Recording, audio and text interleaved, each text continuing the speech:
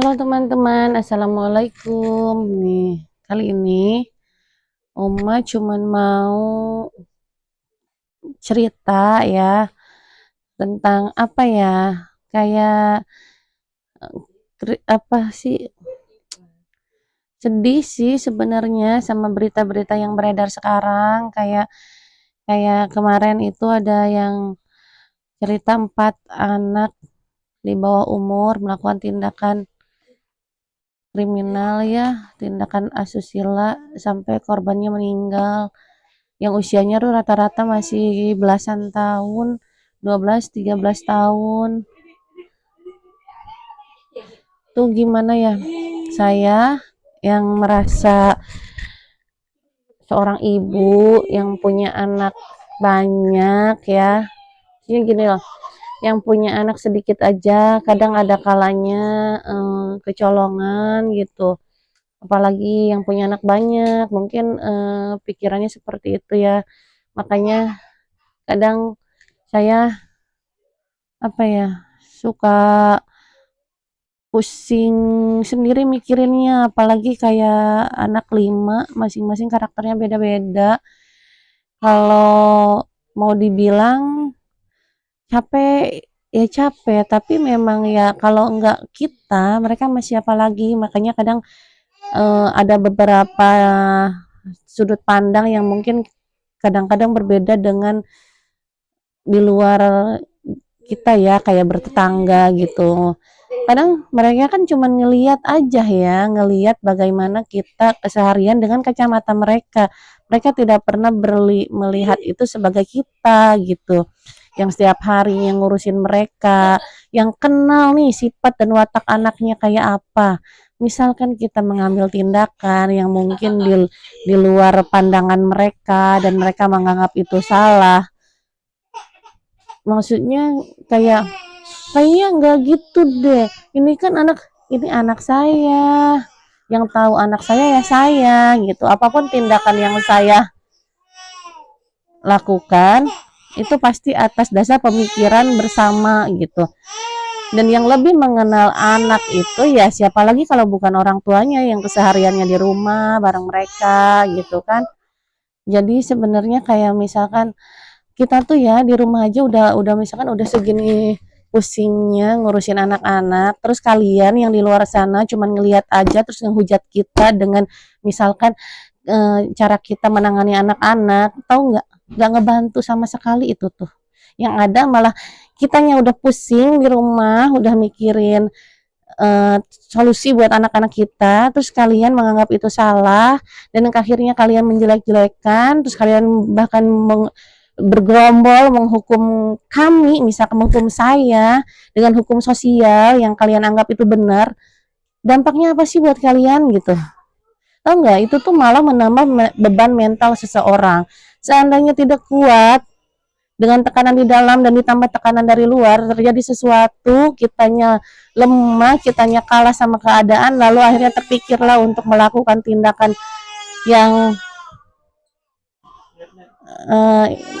ini ya, tindakan yang sangat ceroboh. Misalkan kita nyerah nih karena tekanan dari luar aja begini gitu kan, nambah-nambah masalah, terus kita akhirnya mikir pendek nih, sumbunya lagi pendek, udahlah capek gue, bunuh diri aja.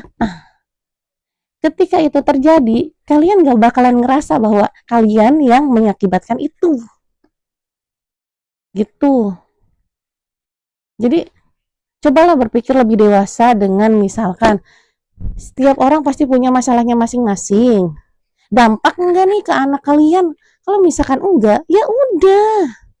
Semua orang pasti sedang berjuang ingin memperbaiki, ingin melakukan yang terbaik buat anaknya. Tapi kan caranya nggak harus selalu pakai cara yang sama. Karena anak-anaknya pun berbeda-beda karakternya. Jadi jangan sampai kita nih yang udah tua menjadi penyebab seseorang melakukan tindakan yang melanggar aturan agama ataupun melanggar aturan masyarakat. Hanya kalian ngerasa bahwa tindakan seseorang itu nggak benar loh menurut kalian gitu. Jadi tolonglah, kita tidak tahu seberapa besar beban dia di dalam rumahnya. Jangan nambah beban lagi dengan pikiran kalian yang mungkin aja benar menurut kalian, tapi kan belum tentu cocok diaplikasiin di eh, keluarga orang itu gitu. Jadi udahlah, udah tua, umur udah tua ya, jangan terlalu ingin melibatkan sesuatu kepada masalah orang lain. Masalah kita aja udah banyak gitu. Lakuin aja yang sekiranya kalian seneng gitu. Tahu kan kabar-kabar yang beredar sekarang, kayak kemarin itu kasus yang anak SD diajak habis nonton kuda lumping apa-apa, diajak dengan alasan karena sama pacarnya 12 tahun udah pacaran, dan mereka jalan berdua dengan misalkan di teman-temannya, lalu ada tercetus pikiran yang gimana akhirnya sampai anak itu mungkin membela diri ya sampai misalkan meninggal. Terus habis meninggal coba diperkosa kan, bergiliran sampai meninggal. Udah meninggal, posisi udah meninggal, diperkosa, terus diseret mayatnya, dibawa ke tempat sepi, digituin lagi. Sakit nggak itu coba yang ngelakuinnya? Jadi dia itu bukan memperkosa manusia, tapi memperkosa mayat gitu. Dan pelakunya itu usianya 12, 13, 16 tahun. Saya yang merasa punya anak laki-laki 4, tanpa kalian bilang bahwa anak saya begini, begini, begini. Tahu, saya tahu. Saya pun khawatir, saya pun ingin anak saya menjadi anak yang baik-baik semuanya. Tapi kan prosesnya itu, dalam prosesnya itu kan kita nggak tahu ada campur mana. Karena mereka juga di luar. Nggak ada orang tua yang pengen ngajarin anaknya melakukan tindakan yang nggak benar.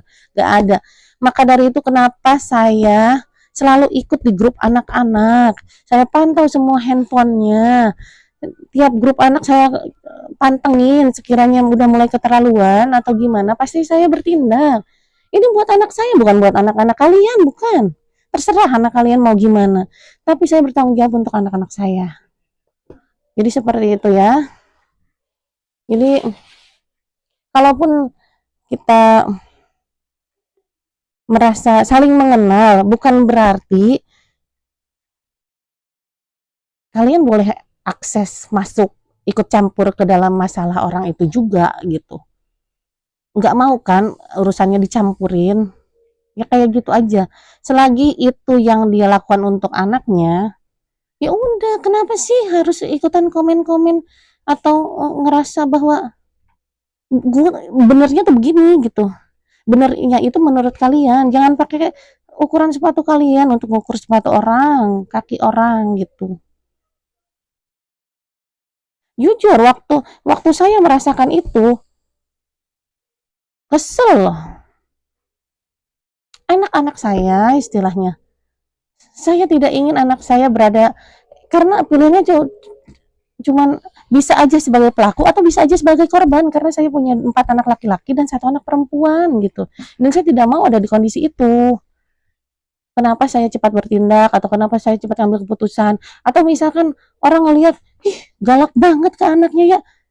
Kalian tahu nggak, saya pernah nyoba dengan cara-cara yang lain-lain, pernah gitu.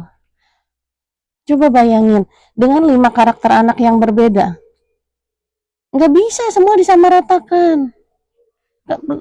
Ada anak yang nggak pernah saya bentak, tiba-tiba dia mengalami bentakan di luar sana. 2 tahun saya memperbaiki dia lagi supaya dia pede lagi. 2 tahun karena saya nggak pernah ngebentak-bentak dia, tiba-tiba di luar dia mendapatkan bentakan dari orang dewasa, dan itu membuat down hatinya, dianya jadi nggak pede, dianya jadi apa ya, pokoknya belajarnya menurun, kepedeannya hilang, dia pokoknya langsung jadi gimana ya. 2 tahun saya berusaha membangkitkan lagi semangatnya, baru dia mulai berani membuka diri lagi. Karena pas kejadian itu dia gemetar, dia bilang kalau dia gini begini begini, karena nggak pernah saya bentak sama sekali. Saya dulu juga pernah ada di posisi itu gitu, tapi ternyata di luar sana kan nggak sama ya, dan dia mendapatkan itu di luar sana, dan sampai akhirnya membekas di hatinya. 2 tahun dia baru mulai bisa terbuka lagi. Jadi gara-gara tindakan kita bisa mengakibatkan hal yang tidak diinginkan gitu. Dan yang ngebenerinnya siapa? Orang tuanya lagi. Enggak, saya enggak nyalahin itu. Saya bangkit sendiri, saya cari lagi, saya deketin lagi anaknya. Saya berusaha semaksimal mungkin cari tahu cara ngadepin anak supaya biar pede lagi gitu. Saya ada anak lain juga yang harus kita urusin gitu. Jadi cobalah kalau sekarang lebih bijaksana ya, lebih apa ya?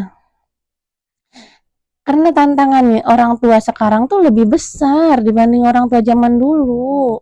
Bener. Kalau seandainya kalian ngerasa memang sangat pintar dalam hal mendidik anak, ayo dipakai buat ngedidik anaknya sendiri aja deh. Jangan komentarin cara didik orang, karena kalian mungkin aja yang dihadapin dia nggak sama yang dihadapin kalian, gitu aja. Belum tentu yang kalian omongin itu cocok nih dipakai di keluarga itu gitu. Yang ada ntar malah nambah beban mental. Kita nggak tahu dia tuh lagi berada di titik apa. Mungkin aja dia lagi lemah imannya. Nanti kamu jadi penyebab dia bunuh diri, mau nggak dibilang kayak gitu? Kan nggak mau. Saya pernah hampir begitu, capek tahu. Mau mau bilang kalau aku baik-baik saja gitu. Enggak. Tiap keluar rumah ngelihat kalian pada beda, emang nggak bikin kesel apa? Di rumah aja, di dalam rumah, karena ada anak-anak yang harus saya pikirkan solusinya, itu aja udah bikin kita kepikiran. Ngelihat di luar kita dicampakkan gitu aja, sedang kita nggak tahu apa masalahnya, efeknya ke kaliannya apa.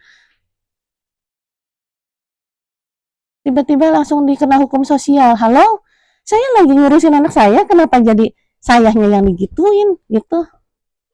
Ini saya buka di sini biar tahu ya bahwa kalau mau bertindak apa-apa tuh dipikir dulu, mau enggak digituin gitu.